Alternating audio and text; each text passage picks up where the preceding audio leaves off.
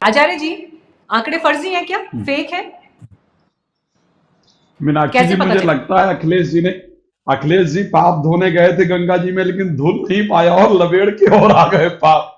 जो मुझे नजर आ रहा है, मैं बड़ा स्पष्ट कहना चाहूंगा, मुझे लगता है गंगा जी में अखिलेश जी पाप धुलने गए थे, लेकिन धुले नहीं, चिपक और गए उनके साथ पाप जिन लोगों ने वहां से छोड़े थे। इसलिए अखिलेश जी को गंगा जी में स्नान करने के बाद भी कुंभ में वो साधु संतों के दर्शन नहीं हो पाए।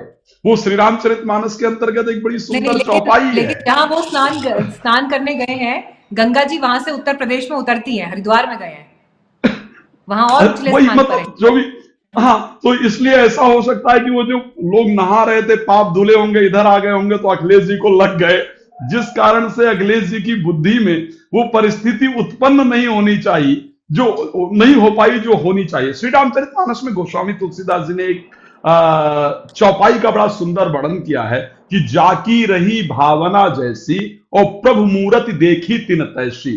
आपकी जिस प्रकार की भावना होती है ना, उसी प्रकार का दृश्य आपको दिखता है। दो तीन चौपाइयां हैं श्री रामचरितमानस की जो आज के समय पर बड़ी फिट बैठती हैं, और मुझे लगता है इससे सपा प्रवक्ता को बड़ा अच्छी तरीके से सीखना चाहिए। क्योंकि रीजन है, आप बताइए, एक बात क्या होती पता है आपको?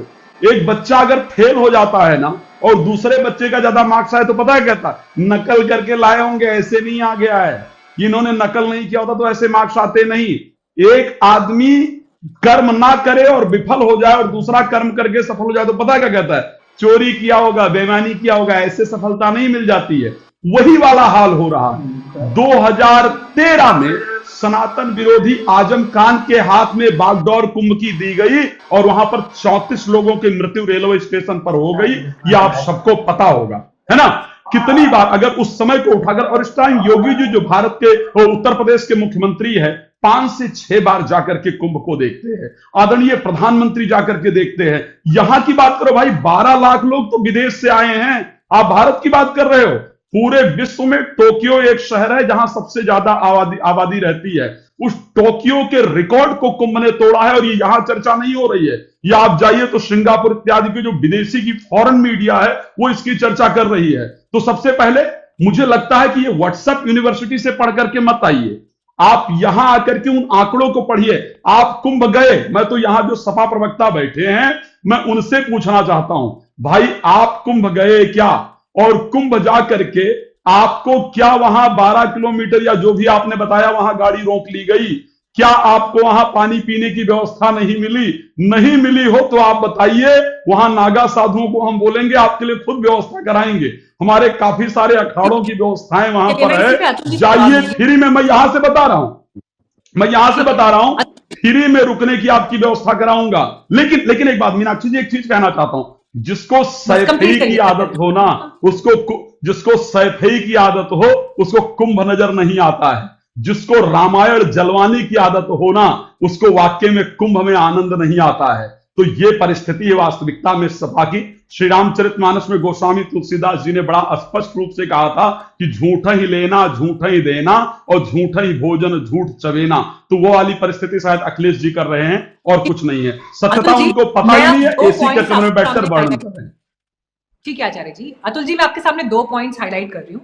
पहली बात तो जो अभी आचार्य जी भी कह रहे हैं कि अखिलेश जी संगम चले जाते, जो डुबकी उन्होंने हरिद्वार में लगाई वही जाके संगम में लगा लेते, और फिर शायद वो ये बात कहते, तो भी एक बार के लिए समझ में आता कि आप वहां गए, आपने जाकर वहां चीजें देखी। और मैं तो कह रहा हूँ जाना ही चाहिए, जब ऑपोजिशन के लीडर है, इतना बड़ा फेस है, संसद में बैठते हैं, उनके जाने का एक अलग मतलब होता है। जब जब विपक्ष से कोई जाता है, खबर मिल रही है कि राहुल गांधी, प्रियंका गांधी भी जाएंगे कुछ समय में वहां पर, तो वहां जाके शायद ये बात कहते तो इसका एक शायद अलग इंपैक्ट आता। लेकिन अखिलेश जी जब इस अंदाज में मकर संक्रांति के दिन वहां जाते हैं, गंगा जी में डुबकी लगाते हैं हरिद्वार में, तो जिस बात का जिक्र भी आचार्य जी भी कह रहे हैं, जो ये एक सनातन विरोधी जो ये एक इमेज यहां पर निकलकर सामने आती है, या एक जो पॉलिटिकल मजबूरी अपने वोट बैंक को लेकर हो जाती है, ये मैसेज सर दूर तक कन्वे होता है। और इसीलिए सवाल उठता है कि क्या कुंभ पर आप बड़ी सतही बात बोलकर निकल जाएंगे और लोग स्वीकार कर लेंगे? देखिए, जो आचार्य जी यहाँ बैठे हुए हैं, उन्होंने बातें तो बहुत अच्छी अच्छी करी। और जनरली जब कोई पसंद आई तो धर्माचार्य ताली बजा बैठते दीजिए। हैं, सुन लीजिए पसंद आचार्य आई जी। तो ताली बजा दीजिए। नहीं, ताली भी बजाऊंगा, मैं आपका आदर कर रहा हूँ। और ठीक है, उनको जब भी बोलने दो, वो धर्माचार्य कंप्लीट जी करें। जब भी धर्माचार्य जी टीवी डिबेट पे बैठते हैं, तो कम से कम मैं तो उनका अपमान नहीं करता हूँ, पर जो बातें सामने हैं मैं वो जरूर रखता हूँ। जैसे आपकी बात का जवाब देने से पहले मैं आचार्य जी की जवाब दे दूं कि आपने मेरे से क्वेश्चन किया कि आप कुंभ में गए कि नहीं गए, आपको कैसी व्यवस्था मिली। तो उसका मैं आपको हम्म, बता दूं आचार्य जी, मुझे नहीं पता आप कहाँ से बिलोंग करते हैं, पर कुंभ की यदि कुंभ में तो मैं चला ही गया, वहां पे तो गंगा मैं मैया का उत्तर आशीर्वाद प्रदेश ले ही आया। अयोध्या से ही हूँ दादा। त्रिवेणी, सर सुनो ना, पूरी बात मैं तो सुन उत्तर लो आचार्य जी। हम हम्म, आपका सुन आदर कर रहे लीजिए। हैं स्वामी जी, हमारी बात भी हो जाने दीजिए। तो अब हम्म, क्या है कि हो सकता है पिछले साल भर में, स्वामी जी ये एक चैलेंज तो मैं आपको दे देता हूँ, पिछले साल भर हम्म, में जितना मंदिरों में भ्रमण आपने नहीं करा होगा, या जितना गंगा हम्म। में त्रिवेणी में डुबकी, यदि प्रयागराज की ही बात कर लूं, आपने नहीं लगाई होगी, उससे ज्यादा मैं कर गया हूं। मेरा फेसबुक अकाउंट आप चेक कर लीजिएगा, नंबर एक। नंबर दो, जैसा यहाँ भी सोशल मीडिया आपने अकाउंट चेक करने तो मैं बैठा नहीं हूँ, लेकिन आचार्य जी कोई एक लेकिन बार वो बात बस नहीं, कंप्लीट मैंने करें, अपनी वो आपको आपकी बात बात करी, आराम से सुन एविडेंस लेते दे हैं, रहा हूँ जितनी देर आपने कहा। उनका मैं वक्तव्य सर पूर्ण होने मैं दीजिए, फिर आचार्य टाइम जी, वेस्ट हो रहा है जी। मैं आपको एविडेंस दे रहा हूँ सर। मैं फर्जी बात नहीं कर रहा हूँ, पता लगा मैं बोलूं नहीं बोलूंगा, आप कहोगे फर्जी बोल रहे हो, इसलिए अतुल मैंने जी आप पहले कंप्लीट बोल करें दिया। आप अपनी बात। सोशल मीडिया चेक करिए जी। दूसरी बात मैम, जैसे आपने कहा कि अखिलेश जी हरिद्वार में डुबकी लगाई, तो मुझे बताइए, क्या हरिद्वार में जो गंगा मैया हैं वो क्या प्रयागराज में नहीं जाती हैं?